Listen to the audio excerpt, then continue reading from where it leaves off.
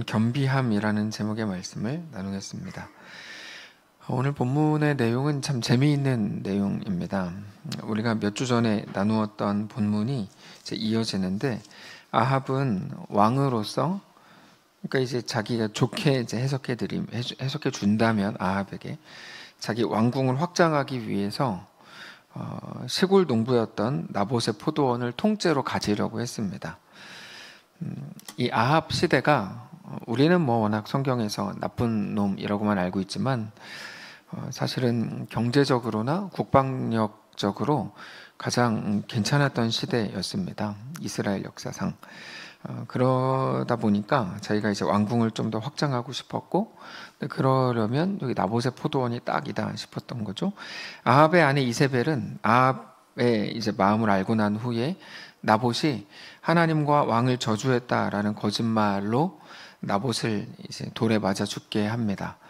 그리고 16절은 아합이 이제 나봇의 포도원을 차지하러 그리로 내려갔다라고 이제 기록을 하고 있죠. 이제 읽지 않았지만 17절부터 읽었는데 16절을 보면 아합이 나봇이 죽었다 함을 듣고 곧 일어나 이스라엘 사람 나봇의 포도원을 차지하려고 그리로 내려갔다, 이렇게 되어 있어요. 이제 아합이 나봇의 포도원을 차지할 수 있겠죠. 근데 오늘 본문에서 하나님께서 하나님의 사람 엘리야를 보내셔가지고 개들이 나봇의 피를 핥은 그곳에서 개들이 네 피, 곧 너의 몸에 있는 피도 핥을 거다라고 전하게 하셨어요. 굉장히 무서운 경고의 말씀이죠. 19절인데 너는 그에게 말하여 이르기를 여호와의 말씀이 너가 죽이고 또 빼앗았느냐 하고, 그에게 이르기를 여호와의 말씀이 개들이 나봇의 피를 핥은 곳에서 개들이 너의 피, 곧 너의 몸에 피도 핥으리라. 아합이 저 말을 듣고 진짜 막 무서워서 벌벌 떨었습니다. 근데 아합뿐만 아니라 이세벨에 대해서도 이렇게 말씀하세요. 23절에 이세벨에게 대하여도 여호와께서 말씀하여 이르시되 개들이 이스라엘 성읍 곁에서 이세벨을 먹을지라. 아합과 이세벨이 나봇의 포도원을 자기 것으로 만들려고 나봇만 제거하면 된다고 생각했는데, 그래서 뭐 여러 가지 방법을 통해서 제거한 건데, 그들에게 정말 필요한 건 나봇의 죽음이 아니었고 하나님의 인정이었죠. 하나님의 인정. 그러니까 나봇의 포도원을 갖느냐 못 갖느냐에서 제일 중요한 건 하나님이 인정하시는 일이냐 아니냐 하는 거예요. 네. 재미있는 일들이 아주 많은데, 어떤 곳에서 어떤 두 분이 뭐 사역을 놓고 막 싸웠어요. 외국에서 싸웠어요. 이게 내 사역이다, 네 사역이다, 막 이렇게 막 싸웠어요. 근데 사실은 싸우고 그래서 누가 무슨 사역을 이렇게 차지한, 예를 들면 우리가 하는 사역도 이게 되게 매력적인 사역입니다. 그러다 보니까 이런 것들을 막 갖고 싶어 하는 사람들이 있어요. 그런 사람들이 있거든요. 그러니까 근데 중요한 건 뭐 누가 그 사역을 하냐, 뭐 어떻게 하냐, 이런 문제가 아니고 하나님의 인정이 중요한 거죠. 하나님이 인정하시는, 하나님의 인정이라는 게 너 잘했어, 너 못했어, 이런 인정이 아니고, 나봇의 포도원을 아합이 가진다면 그러면은 하나님이 인정하시는 가짐이라면 그거는 좋은 거죠. 괜찮은 거고. 근데 그게 아니라면 그건 아닌 거죠. 그래서 우리가 최양마에 사역할 때 늘 말씀드리는 게, 우리는 뺏기를 각오하고 있다, 늘 그 말씀을 드리는 게 바로 이 부분이에요. 만약에 하나님이 인정하시는 빼앗김이라면 그거는 나쁜 게 전혀 아니죠. 우리한테 억울할 수 있지만 억울한 건 우리가 모자라서 억울해하는 거죠. 모자른 사람들은 늘 억울해합니다. 그들이 왜 억울해하는 줄 아세요? 전 알아요. 그들이 모자라서 그래요. 모자르면 억울해요. 근데 모자르지 않으면 억울할 게 없어요. 네. 우리가 만약에 그거를 뭐 어디에 뺏겼다, 그럼 뭐 하나님 나라를 위해 더 좋은 거지, 이렇게 생각하면 되는 겁니다. 중요한 건 하나님의 인정이거든요. 근데 하나님을 생각하지 않은 그들의 행위, 그러니까 나봇을 죽이면 모든 게 해결된다고만 믿었던 그들은 오늘 본문에 나오는 엘리야의 선포를 듣고 깜짝 놀랍니다. 자기는 뺏었거든요. 근데 갑자기 여기 하나님이 개입해 버리니까 깜짝 놀라는 거예요. 이게 뭐지? 자기는 하나님 뭐 생각도 안 했는데. 그들은 정말 엘리야의 예언처럼 나봇의 피를 흘린 그곳에서 죽게 될 거고, 그렇게 처참한 결과를 맞이하게 될 겁니다. 자, 여기까지를 정의라고 부릅니다. 오늘 본문에는 두 가지 흐름이 나오는데, 첫 번째가 정의입니다. 옳음과 틀림이 분명하죠. 옳은 대로 행하면 복을 받고 틀렸으면 저주를 받죠. 세상에 꽉 차 있는 원리입니다. 세상은 거기까지는 못 가죠. 정의의 원리까지는 못 가가지고 정의롭지 않은 사람이 승승장구하고 정의로운 사람이 힘들게 되는 일들도 아주 많은데, 오늘 본문에는 그래도 아무도 모르는 줄 알았고 혹은 그걸 알아도 대항할 수 없는 게 세상이었다면 하나님은 정의롭게 행하신다, 보고 계셨다. 이게 이제 오늘 본문에 나오는 겁니다. 분명한 잣대를 들이밀면서 그 잣대로 위아래, 그리고 뭐 선악 좌우 이렇게 이제 싹 나누죠. 아합이 나봇의 것을 빼앗으려고 나봇을 죽입니다. 그러면 안 되는 거였죠. 근데도 그렇게 했어요. 하나님은 엘리야를 보내셔서 너 내가 죽여버린다, 이렇게 이제 말씀을 하시는 걸로 끝납니다. 이거를 보고 정의의 원리라 그러죠. 정의의 원리를 가장 잘 표현한 작품이 우리가 잘 아는 빅터 위고의 레미제라블이죠. 장발장. 주인공인 장발장은 빵을 훔치다가 감옥에 갑니다. 그리고는 19년인가 이렇게 감옥 생활을 한 후에 세상으로 나오죠.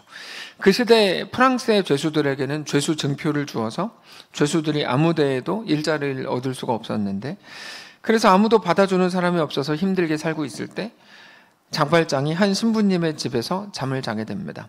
새벽에 잠깐 거실에 나와 보니까 은잔이 눈에 들어왔죠. 순간 갈등을 하지만 자기도 모르게 가방에 막 쑤셔 넣고 집을 도망쳐 나옵니다. 근데 장발장이 감옥에 있을 때부터 장발장을 늘 노려보는 사람이 있었죠. 형사 자베르. 자베르는 정의의 원리로 꽉 차 있는 사람입니다. 그래서 한 번 죄인은 영원한 죄인이다. 얘가 한번 죄를 지었으니까 지금은 저렇게 있어도 나중에 반드시 또다시 죄를 지을 거다, 확신을 해가지고 그 믿음으로 장발장을 계속 쫓아다닙니다. 분명히 한 번은 또 죄를 짓는다. 그날 새벽에 장발장은 자베르에게 붙잡히죠.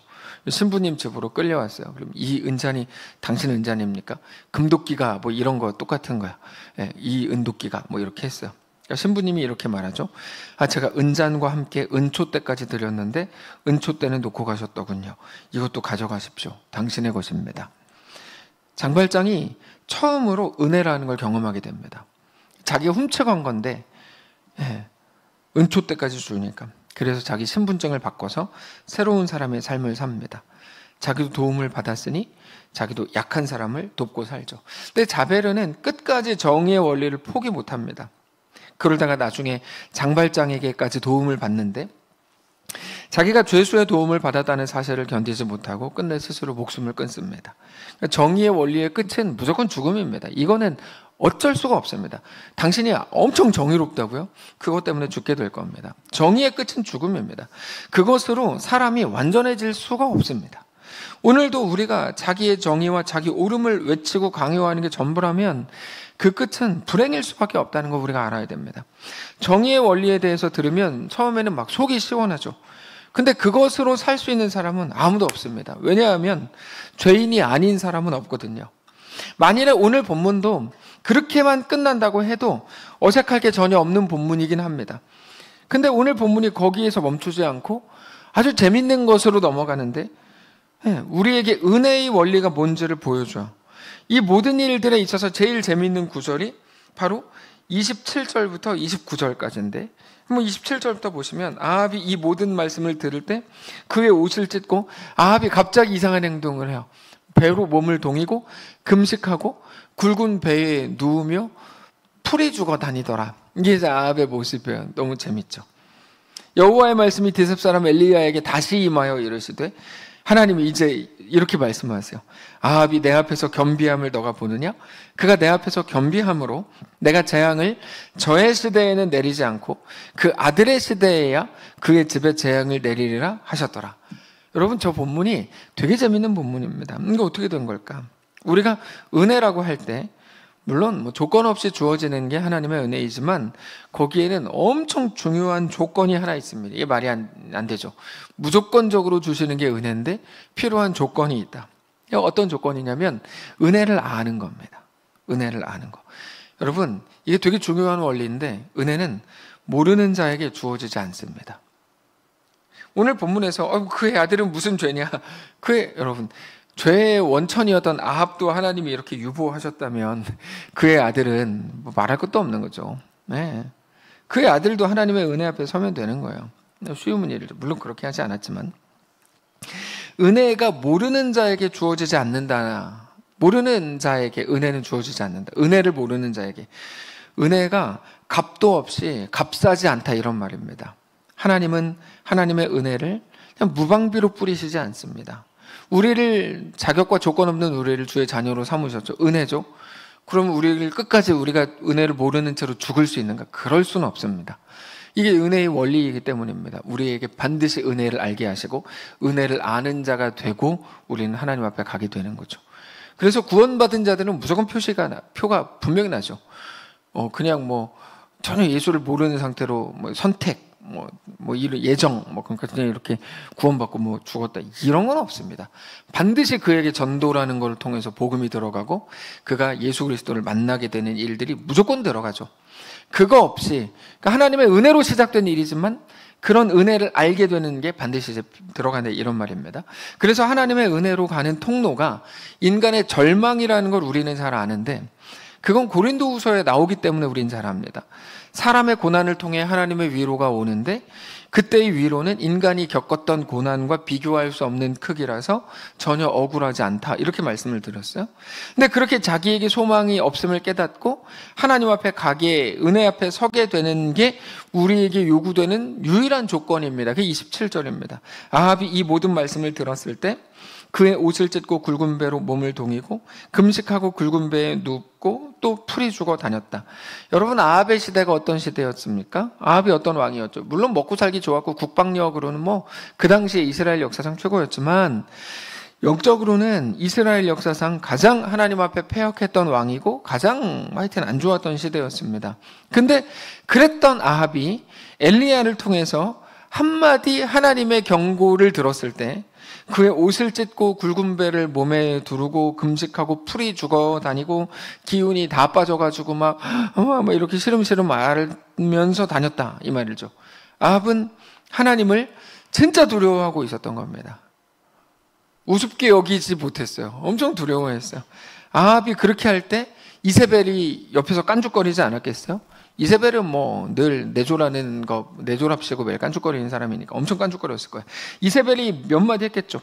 수많은 말들을 했을 거고 예전처럼 엘리야를 내가 잡아 죽이겠다고 떠들었을 게 거의 100% 확실합니다. 근데 이번에는 아합이 다르죠. 하나님을 두려워해요. 그리고는 감히 하늘을 쳐다보지도 못하고 다 죽은 사람처럼 지냅니다.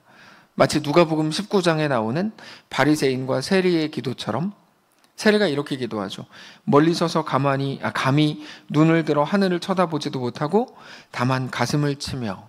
이게 이제 세리의 기도의 방식이었는데 이렇게 기도하는 사람 많지 않죠. 그냥 딱 두 손을 들고 이렇게 한 사람이 많으니까 참 희한한 시대를 우리가 사는 건데 세리는 그렇게 하지 않죠. 그러면서 눈물을 흘리면서 기도했던 세리처럼 아합이 하나님 앞에 겸비합니다. 하나님께서 아합을 보느냐? 그가 겸비하고 있다 그러면서 자랑을 하시죠. 그러니까 아합이 하나님의 자랑이 된 본문이 오늘 본문이에요. 오늘 본문 정말 놀라운 본문입니다. 우리는 아합을 보면서 무슨 생각을 하죠? 저것도 쇼한다고 생각하죠. 우리가 악하거든요. 그래서 저것도 쇼한다. 그렇다고 네가 용서받을 수 있을 줄 알아? 이게 이제 우리 생각입니다. 우리는 그게 정의라고 생각하거든요. 잘못한 사람은 벌을 받아야지. 쇼해가지고 이렇게 용서받으면 안 되지. 악인은 벌을 받아야 되고 오직 의인만 하나님께 받아들여져야 되는데 아합이 하는 모습을 보면 그는 의인일 수 없다. 이게 이제 우리 생각입니다. 물론 의인은 없나니 하나도 없다라는 말씀은 그냥 상징적으로만 우리가 받아들이고 있을 뿐이죠. 그래서 우리도 모르는 사이에 우리는 이미 용서받은 의인의 반열에 올라가 있고 아무리 아합이 겸비하고 엎드렸다고 하나님이 말씀을 하셔도 이미 그는 지은 죄가 있어서 하나도 소망이 없는 거라고 우리는 판단합니다. 그러나 우리 모두의 예상을 깨고 하나님은 아합의 회개를 엄청 기뻐하십니다. 아합을 막 자랑하세요. 아합을 막 자랑하세요. 하나님이 이런 태도, 하나님 태도라고 하면 좀 그렇죠. 이런 모습을 보이시는 거에 대해서 우리는 이게 뭐지? 라고 생각하지만 성경적인 흐름으로 볼 때 전혀 어색한 게 아닙니다. 왜냐하면 하나님은 원래 이러셨어요. 항상 이러셨어요. 하나님은. 네. 계속해서 하나님의 어떠하심에 대해 우리에게 말씀하시는데 에스겔 18장을 보면 이렇게 되어 있어요. 주 여호와의 말씀이니라 내가 어찌 악인이 죽는 것을 조금인들 기뻐하랴. 그가 돌이켜 그 길에서 떠나 사는 것을 어찌 기뻐하지 아니하겠느냐. 이게 아합이라고 말하는 거죠. 하나님은. 그가 아합이다. 그가 돌이켜 그 길에서 떠나 살게 되는 거 아니냐? 에스겔 33장도 그래요. 너는 그들에게 말하라. 주 여호와의 말씀이니라. 나의 삶을 두고 맹세하노니 나는 악인이 죽는 것을 기뻐하지 아니하고. 이게 하나님의 정의입니다. 하나님의 정의. 우리는 나쁜 놈은 죽어야 되지만 악인이 그의 길에서 돌이켜 떠나 사는 것을 기뻐하노라. 이스라엘 족속아 돌이키고 돌이키라. 너희 악한 길에서 떠나라. 어찌 죽고자 하느냐 하셨다 하라. 제가 어제 잠깐 읽은 글이 있는데 그걸 제 아내에게 얘기했더니 제 아내가 막 되게 좀 하여튼 되게 이상하게 생각했던 글이 하나 있어. 뭐냐면 이거야. 어떤 한 사람이 곧 중학교를 다닐 때 일진한테 엄청 괴롭힘을 당했다는 거야.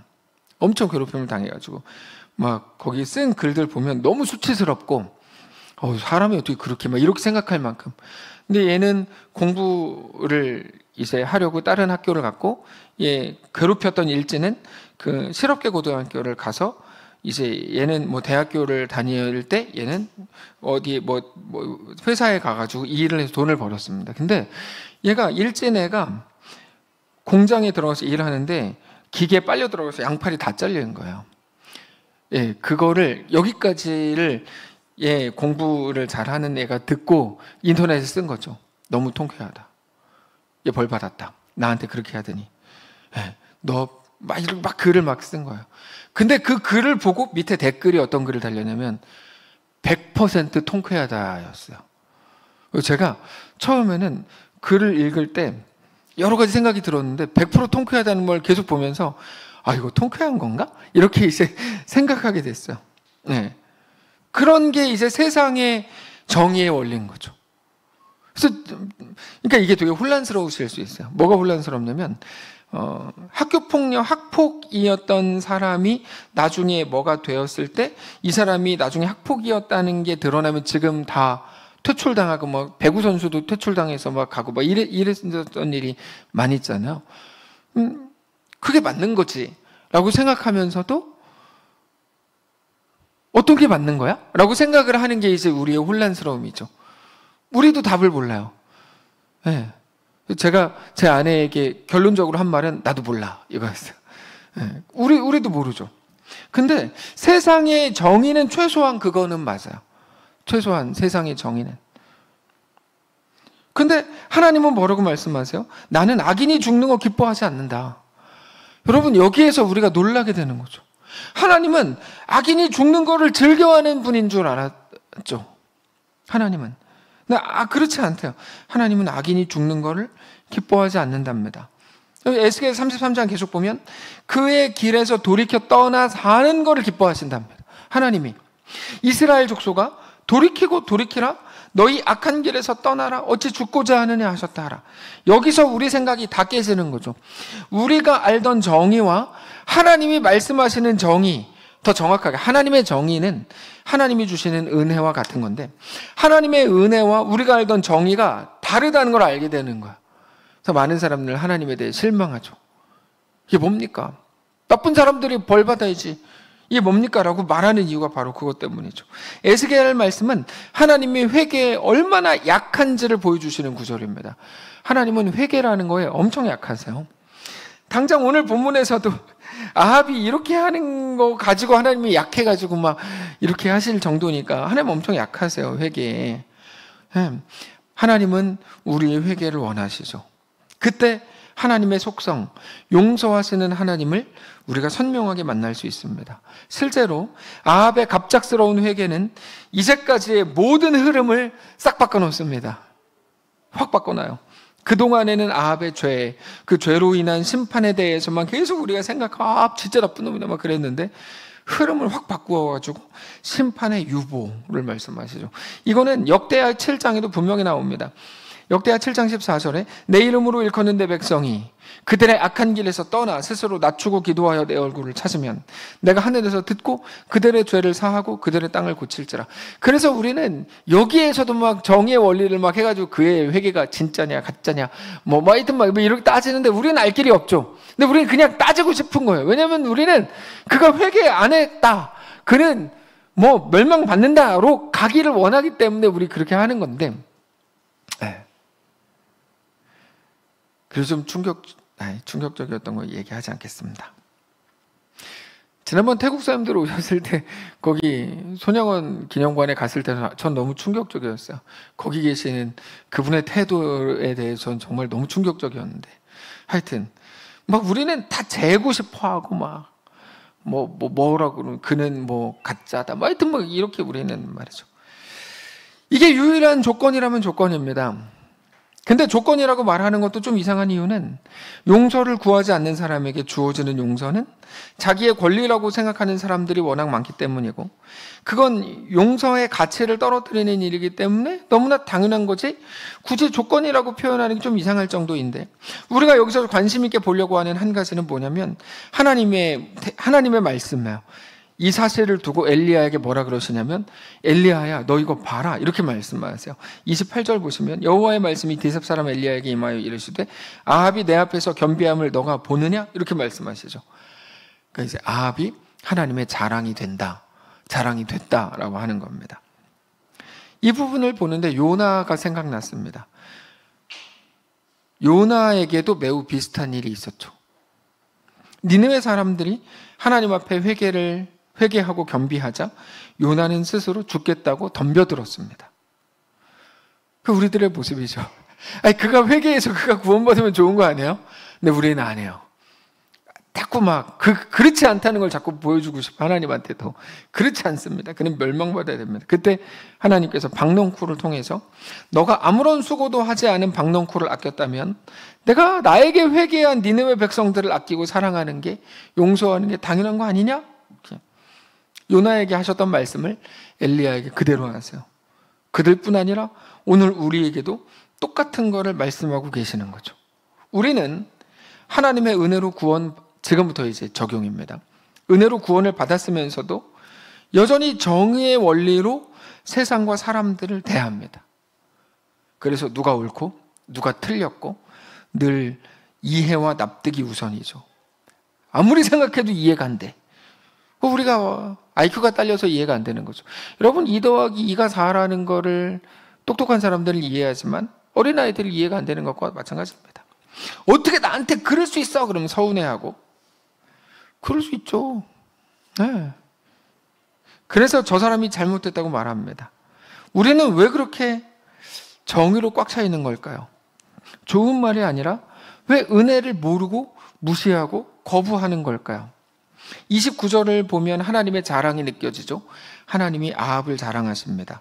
아합의 겸비함을 가지고. 하나님이 우리에게 원하시는 건 우리의 겸비함입니다. 겸비함이라는 게 말이 뭐냐면 겸손이라는 말인데, 이 겸손이라는 말도 좀 어렵습니다. 이 반대로 가야지 쉬워집니다. 겸손의 반대말은 교만입니다. 교만은 뭐냐면 너는 못났고 내가 잘났다가 교만이 아니고 그거는 사실이라고 부르는 겁니다. 너는 못났고 난 잘났어. 이게 어떻게 교만이에요? 사실이지. 근데 교만은 뭐냐면 내가 하나님께 해드릴 게 많다. 이게 교만입니다. 하나님께 내가 해드릴 게 많다. 여러분, 교만은 하나님과 관련된 겁니다. 하나님과. 이게 왜 문제냐면 완전히 잘못 알고 있는 것이기 때문이죠. 지난 주일에도 말씀을 드렸는데 우리는 상징적으로가 아니라 실제로 하나님께 해드릴 수 있는 게 하나도 없어요. 내가 하나님께 이렇게 해서 영광을 돌리고 이런 건 없습니다. 근데 막 내가 이렇게 해가지고 하나님이 나한테 영광을 받으셨다 막 책 쓰잖아요. 다 뻥입니다. 우리는 하나님께 뭐를 해드리는 사람들이 아니고 하나님의 은혜를 받아서 먹고 사는 사람들이에요. 우리가 하나님께 뭐를 해드려요? 우리가 하나님 앞에 자랑하고 내세울 수 있는 건 하나도 없어요. 제가 지난주에 어떤 이야기를 들었냐면 어떤 분이 자기 사역적 열매가 다른 교회 분이에요. 사역적 열매가 많대요. 그러면서 그분이 매일 한다는 소리는 내가 한 거야. 이 소리를 하고 다닌다는 거. 그래서 그 사람은 구원 못 받았을 가능성이 거의 100%야. 제가 그렇게 그냥 얘기해버렸어요. 그런 거죠. 하나님 앞에 자기가 할 수 있는 게 뭐야? 아무것도 없지, 우리가 뭐를 해서 하나님께 영광 돌려. 어떤 분은 자기가 교회 100개 500개 지었다고 막 명함에다 쓰고 다닌다 그래가지고 그럼 하나님 영광을 받으십니까? 그게 아니에요. 그런 게 아니에요. 네. 그 어떤 것까지도 우리는 하나님의 은혜로 사는 거지 우리가 하나님을 먹여 살리는 사람들이 아닙니다. 하나님이 우리에게 원하시는 건 아주 단순합니다. 이 고백, 주님이 나를 살게 하시는 분입니다. 주님이 나의 주인님입니다. 주님이 나의 왕입니다. 그 자녀의 고백과 자녀로서의 삶이 전부입니다. 이 고백이 우리 가운데 충만해지는 것, 그걸 보고 겸손이라고 불러요. 오늘 본문으로 가보면 아합의 겸비함을 가지고 하나님 자랑하시죠. 왜 자랑이 됩니까? 하나님께 은혜를 구하고 있잖아요. 전에는 내가 이것도 하고 백성들한테 막 이것도 하고 뭐 그래서 평화로워지면 그게 뭐 하나님께도 영광이고, 마치 표현의 영광으로 하지만 하나님께도 좋은 거고 막. 그러니까 이게 아니고 이게 교만이라고 부르는 거예요. 예. 그러니까 교회 안에서도 그럴 수 있는 거야. 내가 얼마나 중요한 막 역할을 하고, 이 교만 덩어리들, 그런 게 아니라니까요. 우리는 단순합니다. 주님이 나를 살게 하는 분입니다. 하나님의 은혜가 없으면 난 살 수가 없습니다. 우리는 왜 그렇게 하나님의 마음을 품지 못하는 걸까요? 우리가 은혜가 뭔지를 알면 뭐 어떻게 서운해집니까, 이게? 네. 나는 죄인 중에 괴수가 뭐 서운해요? 어떻게 서운해요? 아니, 그렇지 않아요? 뭐 매일 말로는 뭐 구원하신 것만 해도 감사한데 그게 다 뻥이었던 거죠. 네. 죄인 중에 괴수는 어떻게 서운해요? 우리는 왜 나의 기준과 나의 생각과 내 편견으로 우리 앞에 있는 사람들, 하나님께 온전히 회개했거나 겸비하고 있거나 하나님을 진심으로 사랑하는 그들, 그러나 어쩌면 우리 기준에서는 여전히 인간적인 시각으로는 좀 마음에 안 들고 부족한 그들을 용납 못하는 걸까요? 제가 얼마 전에 이런 글을 읽었습니다. 서로의 다름에 대해 기록한 글인데 뭐 단순한 아무것도 아닙니다. 이런 글이에요. 그 사람이 이해가 되지 않죠? 그건 당연한 겁니다. 당신은 그의 부모 밑에서 자라본 적 없고, 그의 형제들과 같이 살아본 적 없고, 그의 상처를 맞아본 적 없고, 그의 꿈을 어렸을 때 꾸어본 적이 없으니까. 그러니까 그 사람이 이해가 안 되는 건 당연하죠. 네. 근데 우리는 매일 뭐라 그래요? 나 이해하고 싶다고 말해. 이해하고 싶다. 그러면서 하는 말이 너는 도대체 왜 그래? 이런 거죠. 부부간에 제일 많이 하는 소리죠. 바보들끼리 같이 사니까 그런 소리를 하는 거 아니에요. 저 사람 왜 저러는지 모르겠다고. 여러분 그게 자랑입니까? 저 사람 왜 저러는지 모르겠는 게 제가 이해하지 못한다는 건데. 너무 웃기는 일들이죠. 제발 이해하려고, 저한테 하는 소리입니다. 이해하려고 하지 마십시오. 우리는 이해가 아니라 인정과 품어줌이 필요한 거죠. 하나님이 우리에게 하신 일이고 하나님의 주인 되심을 아는 우리가 사는 방식입니다. 우리는 정의에 관한 이야기를 들으면 가슴이 통쾌합니다. 그래서 우리가 믿는 하나님도 다 우리가 생각하는 방식의 정의의 하나님일 거라고 규정합니다. 그렇게 내 생각에 옳은 하나님, 정확하게는 내 생각에 옳은 신을 만들어 놓고 하나님이라고 부릅니다. 하나님도 아니에요. 자기가 만든 신인 거죠. 우리는 하나님이 누구신가에 관해서 성경을 통해 정확하게 알아야 됩니다. 우리는 하나님의 은혜를 배워야 됩니다.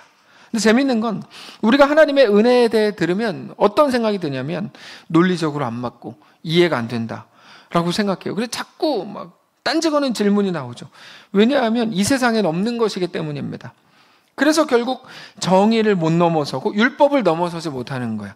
복음은 은혜로 우리를 이끄는데 우리는 여전히 내 옳음과 내 정의와 율법으로 꽉 차 있는 세상을 사는 거죠. 무슨 말을 하냐면 우리는 복음을 거부하고 있는 중입니다. 정의라는 이름으로 우리는 복음을 거부하고 있는 거예요. 여러분 이거 되게 무서운 겁니다. 그래서 복음은 점점 상실되어 가고 오로지 율법과 그럴듯한 명분에 의한 율법적 기준만 남아서 다른 사람은 물론이고 자기 자신의 모습까지도 정죄하고 용납하거나 이해하지 못하죠. 늘 정죄하는 게 전부, 자기 자신을 매일 공격하죠. 스스로가. 제가 제일 싫어하는 기도, 이 발톱에 때만도 못한 저를, 얼마나 못나야 발톱에 때만도 못난 건지 모르겠지만 그거 너무한 거 아닙니까? 그거 발톱에 때만도 못하다고 스스로를 표현하는 건, 그건 여러분은 발톱에 때 정도는 됩니다. 그러니까 그것만도 못하다고 하시는 거는 이거는 좀 하나님에 대한 모독입니다. 네. 우리는 언제쯤이면 우리 하나님이 우리에게 하셨던 것과 같이 다른 사람을 향해 더 용납적이고 더 이해가 깊어질 수 있을까요? 특별히 우리 자신에 대해서는 그럴 수 있을까요? 이 말마저도 혹시 목사님이 설교를 합시고 나를 공격하는 거 아니야? 라고 생각하신다면 진짜 그분은 중증 내상센터로 가야 됩니다. 라고 제가 써놨어요. 전 그 드라마 본 적은 없어요. 근데 왠지 그럴 것이다. 중증 내상센터에서는 그런 분들을 케어하지 않겠는가. 우리가 은혜의 원리로 누군가를 막 대한다고 해서 여러분 우리한테 그렇게 손해가 아닙니다. 하나님이 우리를 받으신 것 때문에 하나님이 손해보셨습니까? 아니죠. 하나님의 이름이 땅에 떨어졌습니까? 우리를 얻은 것 때문에? 세상은 그렇게 보겠죠. 근데 하나님은 우리 얻은 것 때문에 엄청 기뻐하세요. 아버지가 둘째 아들을 돌아온 걸 받아준 것 때문에 아버지의 영광과 명예가 땅에 떨어집니까? 첫째 아들이나 그렇게 생각하죠. 아니요, 아버지는 그를 안아주고 입을 맞추고 껴안고 손에 가락지를 끼우고 소도 아니에요. 송아지를 잡고 같이 이렇게 육회 먹고 막 그렇게 하죠. 오히려 하나님은 우리를 하나님의 영광이요 하나님의 자랑이라고 말씀하십니다. 우리에게도 여러분 기억하십시오. 완전히 똑같은 일이 일어날 겁니다. 품어줄 때. 아까도 말씀드렸지만 손양원 목사님은 그의 아들을 죽인 양재선 씨를 아들로 받아들인 거 우리가 잘 기억하고 있습니다. 물론 우리가 지난번에 만난 그분은 뭐 반대로 말씀을 하셨지만 그 각자의 위치가 다르니까 뭐 그럴 수 있다고 치고, 여러분 우리가 누군가를 품어주면 그것 때문에 우리가 망할까요? 확신하건대 우리는 그것 때문에 살아나게 될 겁니다. 오늘 태국에서 크루벤 선생님이 한국에 4월에 올 것 같다고 연락을 받았어요. 그래서 뭐 이런저런 대화를 임혜진 집사님하고 하다가 제가 든 생각이, 이번에 왔을 때 우리 교회에서 세례를 주면 좋겠다 이 생각이 들었어요. 물론 본인이 예수를 믿는다고 고백해야 될 일인데 그걸 위해서 임혜진 집사님한테 세례 교육을 해라. 거기서 하나님이 누구신지 예수님이 누구신지. 얼마나 기회가 좋아요. 뭐 준다 그러니까 크루벤이 일단 받으니까 좋을 거 아니에요. 뭐 준다, 뭔지 모르는데 어쨌든 준다. 그러면 너 이거 교육을 받아야 된다. 그럼 뭔데? 그럼 이제 설명을 해줄 수 있을 거 아니야? 예수님이 누구신지. 여러분 우리가 거기서 막 5, 6년 사역을 하면서 아직 복음 증거를 못했다는 게 오늘 생각했어요. 야, 우리가 그러고 있었구나 이런 생각이 들었어요. 그래서 이번에 세례 교육을 하자. 한국에 들어왔을 때 세례를 주자. 너무 의미 있고 좋겠다. 여러분 우리가 사는 길이 뭐고 우리가 죽는 길은 뭘까요? 성도 여러분, 오늘 본문을 통해 드러나는 하나님의 마음에 우리가 좀 집중해야 합니다. 그냥 하나님의 모습을 보면서 이게 뭐냐가 아닙니다. 하나님 이런 분이구나. 하나님 진짜 그런 분이시구나. 아합인데, 여러분 아합은 성경 전체를 통틀어서 가장 못난 사람 중에 한 명이거든요. 아합인데 아합도 하나님의 자랑이 되는구나. 아합을 보시고도 하나님께서 너의 심판을 유보하겠다라고 하시는구나. 우리 자신을 먼저 이해하고 사랑하고 용납하실 수 있기를 원합니다. 여러분 정의에 멈추지 마시고 은혜를 아는 자로 서게 되시기를 원합니다. 다만 우리의 겸비함, 하나님만 나의 전부라고 하는 그 겸손이 우리 삶에 꽉 채워져서 하나님과 믿음으로 동행하게 되시기를 원합니다.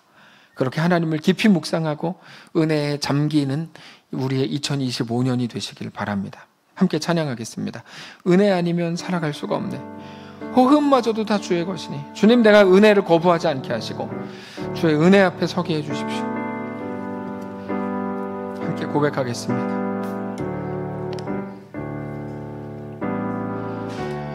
은혜 아니면 살아갈 수가 없네. 호흡마저도 다 주의 것이니 세상 평안과 위로 내게 없어도 예수, 오직 예수뿐이네. 은혜 아니면 살아갈 수가 없네. 성도의 고백입니다. 은혜 아니면 살아갈 수가 없네. 호흡마저도 다 주의 것이니 세상 평안과 위로 내게 하나님의 도우심을 얻는 유일한 길이 저 길입니다. 오직 예수뿐이네. 크신 계획 다 볼 수가 없고 크신 계획 다 볼 수도 없고 작은 고난에 지쳐도 주께 묶인 나의 모든 삶 견디고 견디게 하시네. 크신 계획 다 볼 수가 없고 크신 계획 다 볼 수도 없고 작은 고난에 지쳐도 주께 묶인 나의 모든 삶 거치고 견디게 하시네. 은혜 아니면 살아갈 수가 없네. 은혜 아니면 살아갈 수가 없네. 나의 모든 것 다 주께 맡기니 참된 평안과 위로 내게 주신 주 예수 오직 예수뿐이네. 우리 한번 잠시 기도하기를 원합니다. 하나님의 은혜를 입는 유일한 방법이 뭐냐면 하나님의 은혜 앞에 서는 겁니다. 더 옳고 막 더 정의로워지고 더 율법을 잘 지키고 그렇지 않습니다. 이건 바리새인들이 수천 년 동안 주장해왔던 바인데 그거를 통해서 안 된다고 예수님이 한 번에 깨뜨리신 겁니다. 우리가 하나님의 은혜 앞에 서는 것밖에 답이 없습니다. 오늘 본문에서 하나님 말씀하신 이 말씀이 너무 깜짝 놀라게 하는 거예요. 아합이 내 앞에서 겸비함을 너가 보느냐. 아합이 내 앞에서 겸비함을 너가 보느냐. 정의 원리에 꽉 차 있어서 매일 판단하는 자리에 서 있었던 나를 주님 불쌍히 여기시고 이젠 고통과 고난을 만나서 내 손을 다 떠난 것 같습니다. 하나님의 은혜 앞에만 섭니다. 이제 내 목표도 내 원함도 다 흐릿해졌고 하나님의 은혜만, 하나님의 방식과 하나님의 목적만 내 가운데 임하길 원합니다 라고 고백하시고 그때 하나님의 은혜가 우리 가운데 완전히 스며들고 완전히 임하는 놀라운 또 하나의 은혜의 역사가 되시길 원합니다. 우리 조용히 묵상하며 기도하고 예배를 마치겠습니다. 기도하겠습니다. 하나님, 주 앞에 서기를 원합니다. 하나님, 함께 하시옵소서. 하나님 인도하시옵소서. 붙잡아주시옵소서. 하나님, 우리 가운데 역사하신 은혜를 베풀어 주시길 원합니다. 내 삶을 불쌍히 여기시고 하나님, 주님 은혜밖에 나에게 소망이 없음을 정직히 고백하고 하나님의 은혜만 나를 살게 하는 것을 깨닫게 하고 주의 은혜 앞에 서게 하시옵소서. 하나님, 마음이 풀이 죽어나는다는 것처럼 하나님, 우리 영혼이 그렇습니다. 하나님, 완전히 굵은 배옷을 동이고 나에게 어떤 소망도 남아있지 않다. 나는 다 끝났다. 그 은혜의 주인이신 하나님만 나의 삶의 유일한 소망이다 고백했을 아합을 보면서 그렇지, 그렇게 하는 거예요. 말씀하신 하나님의 음성, 너 아합이 겸비함을 내가 보느냐. 사랑하시는 주님을 바라보며 우리의 삶을 주님께 맡겨드립니다. 하나님 맡아주시고 주장해주시고 주관해 주옵소서. 하나님, 나의 정의가 나를 살게 하는 건 아니고 하나님의 은혜가, 하나님의 도우심과 하나님의 역사만 우리를 살게 하는 것을 깨닫고 주 앞에 그렇게 나아가 세워지고 하나님 영광 가운데 거하는 우리 모두가 될 수 있도록 하나님이 역사해 주시옵소서. 사랑하는 성도들, 위기를 만나고 어려움을 갖고 있는 성도들을 찾아가서 조금 위에 은혜를 허락해 주시고 하나님의 말씀을 주시고 약속을 선포하시고 그렇게 하나님 앞에 온전하게 순전하게 세워지는 그들의 삶이 또 될 수 있도록 인도하여 주시옵소서. 하나님만 함께 하셔 역사하신 거룩한 은혜가 우리 가운데로 충만케 하시옵소서. 주님 인도하시옵소서. 붙잡아 주시옵소서. 함께 하시옵소서. 하나님 은혜를 주시옵소서. 역사해 주시옵소서. 하나님, 우리가 더 잘하고 싶었고 더 부족함이 없고 싶었고 더 완벽하고 싶었고 그것으로 무언가를 이룬다고 생각했던 우리의 착각, 하나님 얼마나 부끄러운지 모릅니다. 너가 아합의 겸비함을 보느냐. 아합이 완전히 풀이 죽어 다니고 굵은 배를 동이고 나에게는 아무 소망이 없습니다. 하나님의 은혜의 한 자락밖에는 나에게 아무것도 필요 없습니다라고 고백한 그의 모습을 우리에게 자랑하는 보라고 말씀하신 하나님 앞에 우리가 오늘 정직히 서서 우리의 눈을 들어 그의 모습을 보기를 원합니다. 정의로 꽉 차 있고 옳고 그름으로 막 칼같이 분명해서 늘 그것을 다른 사람을 잡는 데 썼던 우리를 불쌍히 여기시고 이제 말씀 앞에 정직히 엎드려서 하나님의 은혜밖에는 나에게 남은 게 없습니다. 나에게 어떤 소망도 없습니다. 어떻게 행하시든지 하나님이 행해 주시고 하나님이 붙잡아 주시고 하나님이 하나님의 방식으로 하나님의 일을 이루어 주십시오라고 고백하는 자들에게 말할 수 없는 주의 은혜를 허락해 주옵소서. 기도조차 내 정답을 외치는 게 전부였던 우리를 불쌍히 여겨주시고 내 정답을 넘어서 하나님의 완전하심과 우리에게 대한 약속을 성취하실 것을 오늘 믿음으로 바라보는 사랑하는 모든 성도들 다 될 수 있도록 인도하여 주시옵소서.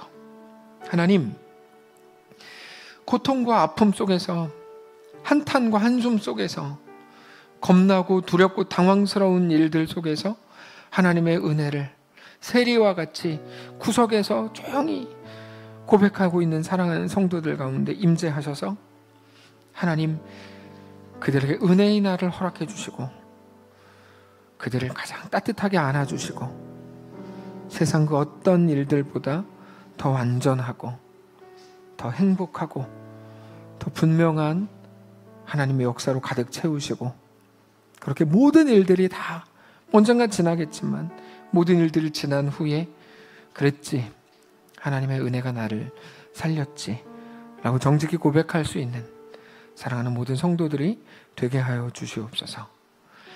우리의 삶을 그렇게 만지시고 하나님이 주도적으로 이끌어 주시길 간절히 소원하며 살아계신 우리 주 예수님의 이름으로 기도합니다. 아멘. 하늘에 계신 우리 아버지요, 이름이 거룩히 여김을 받으시오며 나라가 임하시오며 뜻이 하늘에서 이룬 것 같이 땅에서도 이루어지이다.